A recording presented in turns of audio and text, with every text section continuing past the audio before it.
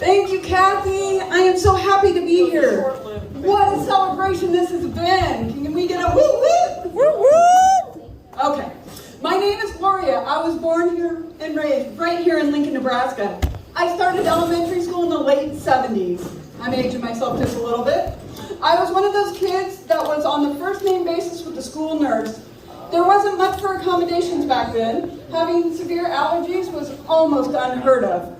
Not being able to breathe because of something I got into was also not common among my peers. I was known as the sickly kid, the kid who couldn't breathe right and always had pain in my feet. That put me in junior high in the 80s. As with many junior high kids, I was just trying to survive. It was the years of Aquanet and big hair. My cruddy lungs did not like Aquanet, and the girls' locker room is what made my nightmares. Junior high kids were mean. I was different, a little odd. After already being odd, the doctors decided to try to fix my feet. Now I am not only the kid that can't breathe, I am the kid with a cast all the way up her leg and on crutches. Stairs were hard. Of course I lose my place because that's what I do. Stairs were hard.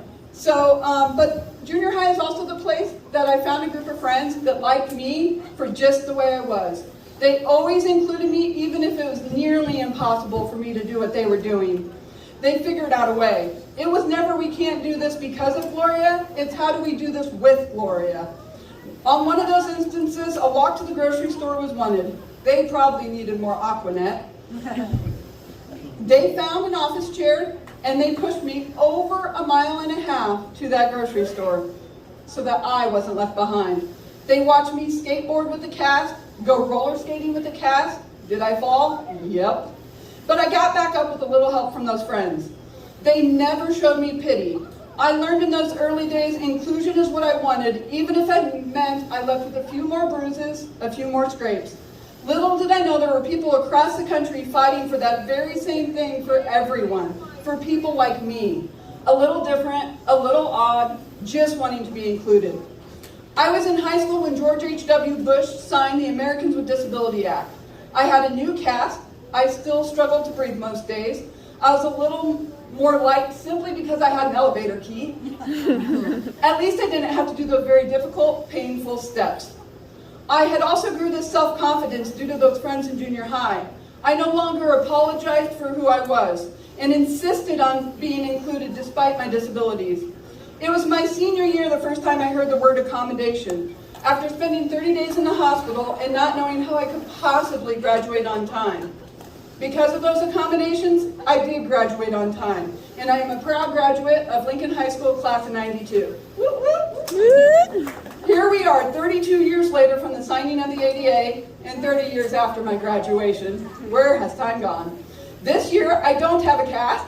Woo. I have given up those painful feet for a real wheelchair instead of an office chair. Aquanet is no longer bought in bulk. But there are new chemicals and smells that people seem to love that my lungs do not. People see the wheelchair and know she has a disability, but don't know that my lungs are far more dangerous to my life than my feet are. I am still the same person that just wants to be included, that wants to fall off a skateboard and skin my knee. Still the same person that does not apologize for who I am. I work for the state of Nebraska as the ADA coordinator. My personal mission is to make the state of Nebraska open for all. In my division, the Department of Administrative Services, we have spent $6.4 million in the last 5 years towards that goal. I know we have more to do, and I will continue to advocate for those projects.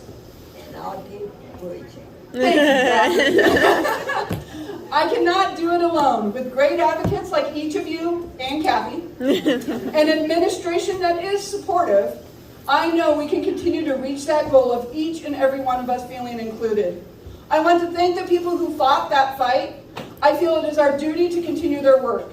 It is time that we take the baton to continue to advocate, educate, and include, to continue to break the barriers, for us and for my little grandkids and the big stroller with the beds. To quote my favorite song, I make no apologies. This is me.